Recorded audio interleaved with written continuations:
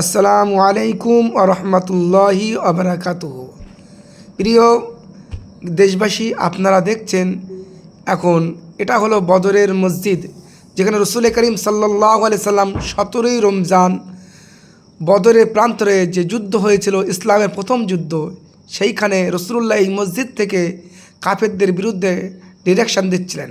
আপনারা দেখছেন সেই বদরের মসজিদ। আল্লাহ পাক যেন আপনাদের সকলকে নিয়ে যায় এবং আমারও যাওয়ার তৌফিক রাত করবেন, আল্লাহুম্মা আমিন।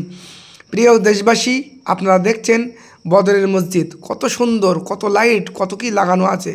আপনারা দেখতে প্রাণ জুড়িয়ে যাবে। এত সুন্দর মসজিদ পৃথিবীতে আল্লাহ ওই জায়গায় রেখেছে। সকলকে যাওয়ার চেষ্টা করবেন। জায়গাগুলো দেখলে মনটা ভরে যায়, মনটা একদম মিলিয়ে যায়। এত সুন্দর জায়গা, কবে একবার আল্লাহ নসিবে দেখাবে সোনার মদিনা, এই বদর প্রান্তর। আল্লাহ পাক যেন নিয়ে যাওয়ার তৌফিক এনায়েত করেন।